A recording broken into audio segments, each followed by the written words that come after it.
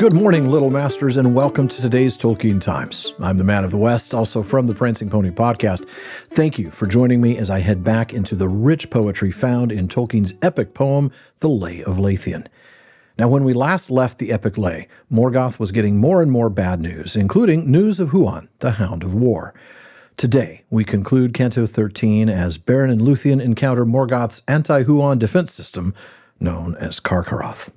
Once had Morgoth Huan's fate bethought, long rumored and in dark he wrought. Fierce hunger-haunted packs he had, that in wolvish form and flesh were clad. But demon spirits dire did hold, and ever wild their voices rolled in cave and mountain where they housed, and endless snarling echoes roused. From these a whelp he chose and fed with his own hand on bodies dead, on fairest flesh of elves and men, till huge he grew, and in his den no more could creep, but by the chair of Morgoth's self would lie and glare, nor suffer Balrog, orc, nor beast to touch him. Many a ghastly feast he held beneath that awful throne, rending flesh and gnawing bone. There deep enchantment on him fell, the anguish and the power of hell. More great and terrible he became, with fire-red eyes and jaws of flame, with breath like vapors of the grave, than any beast of wood or cave, than any beast of earth or hell that ever in any time befell, surpassing all his race and kin, the ghastly tribe of Draugluin. Him Carcharoth, the Red Maw, name the songs of elves. Not yet he came, disastrous, ravening from the gates of Angband. There he sleepless waits. Where those great portals threatening loom, his red eyes smolder in the gloom. His teeth are bare, his jaws are wide, and none may walk, nor creep, nor glide, nor thrust with power his menace past, to enter Morgoth's dungeon vast. Now lo, before his watchful eyes, a slinking shape he far descries, that crawls into the frowning plain, and halts at gaze, then on again, comes stalking near, a wolvish shape, haggard, wayworn, with jaws agape. And o'er it, bat-like in wide rings, a reeling shadow slowly wings. Such shapes there oft were seen to roam this land, their native haunt and home. And yet his mood with strange unease is filled, and boding thoughts him seize. What grievous terror, what dread guard hath Morgoth set to wait, and barred his doors against all entering feet?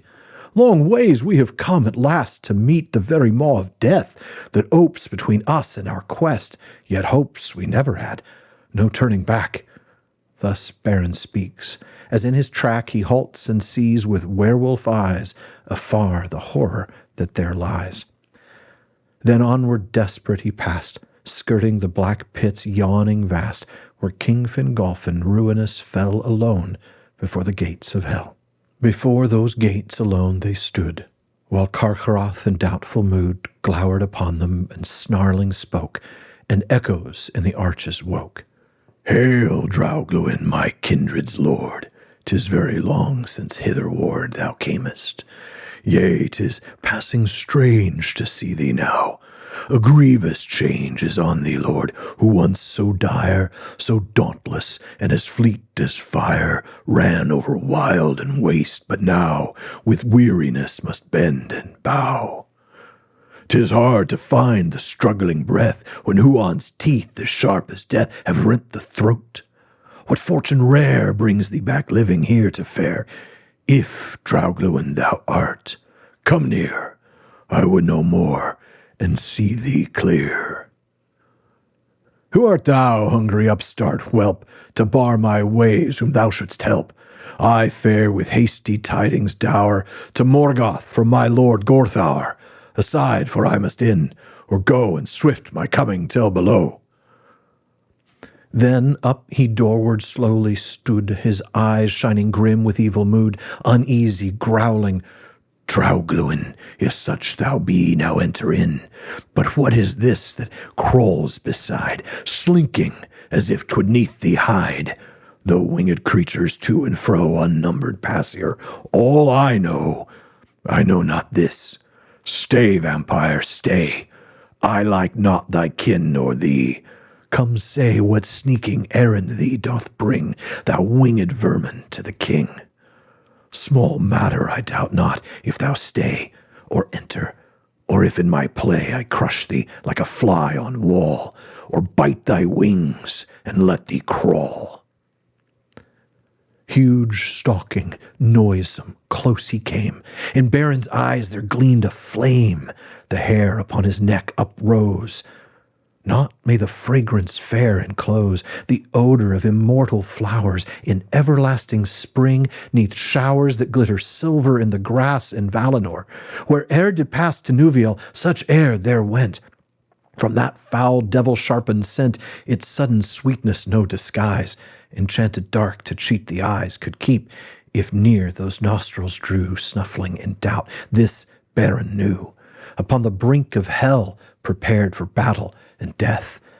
There threatening stared those dreadful shapes in hatred both, false Draugluin and Carcharoth, when, lo, a marvel to behold, some power descended from of old, from race divine beyond the west, sudden Tinuviel possessed like inner fire. The vampire dark she flung aside, and like a lark, cleaving through night to dawn, she sprang, while sheer, heart-piercing silver rang her voice, as those long trumpets keen, thrilling, unbearable, unseen, in the cold aisles of morn, her cloak, by skilled hands woven, like a smoke, like all bewildering, all enthralling, all enfolding evening falling, from lifted arms as forth she stepped, across those awful eyes she swept, a shadow and a mist of dreams, wherein entangled starlight gleams. Sleep, O unhappy tortured thrall, thou woe-begotten, fail and fall down, down from anguish, hatred, pain, from lust, from hunger, bond and chain, to that oblivion dark and deep, the well, the lightless pit of sleep.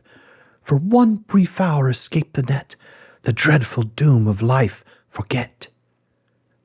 His eyes were quenched, his limbs were loosed.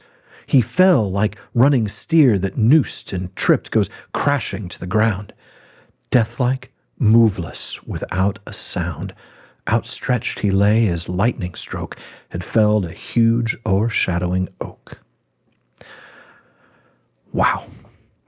We get this utterly terrifying description of the development of Carcharoth, right? Wolf form with demon spirit, fed upon the bodies of elves and men, so fierce that he allows no one, not even a Balrog, to touch him. This is not a good boy. On top of all that, an enchantment that the text says is the anguish and the power of hell, such that he surpassed every wolf that ever was or will be. And while he's not a good boy, he's clearly a good watchdog. He suspects something is up with this wolf that looks like Draugluin, who's supposed to be dead, being accompanied by a vampire bat. It's a tense moment for our heroes. Beren and Lúthien have to work hard to pull this off, and Beren at first tries to get out of my way, young whippersnapper, but he knows. He knows that if Carcharoth gets even a whiff of Lúthien, it's over. The scent of immortal flowers and everlasting spring neath showers that glitter silver in the grass. What a way to describe this. Still, it's not likely to get past this demon wolf, and Beren is ready for action when Lúthien, who undoubtedly knows the same thing, springs into action, casting a spell of sleep upon Carcharoth, who falls quickly. And folks, that is it for today's First Stage Friday, but come back next week for more as Beren and Lúthien make their way into the depths of Angband in search of a Silmaril. Now, eventually, I will return to Fandom Fridays, so if you know anybody who should join me here for a future Fandom Friday, just email barliman@theprancingponypodcast.com. Please visit patreon.com/TolkienTimes to learn how you can support the show, get an ad-free feed, a monthly hangout, bonus weekly episode, and more. And then join me again tomorrow on today's Tolkien Times as we wrap up this week with Silmarillion Saturday, as we begin our run through Of the Rings of Power and the Third Age. Now, hopefully, you've already seen this week's big announcement.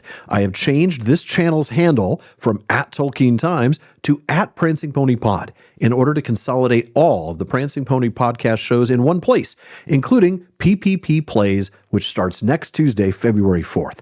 Now, with all 4 of these projects going, I have decided that I need to consolidate social media as well. So be sure you're following at Prancing Pony Pod on Twitter, Blue Sky, Instagram, and TikTok. We're still the Prancing Pony Podcast on Facebook.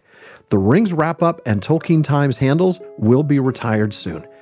Finally, as Faramir says, go with the goodwill of all good men.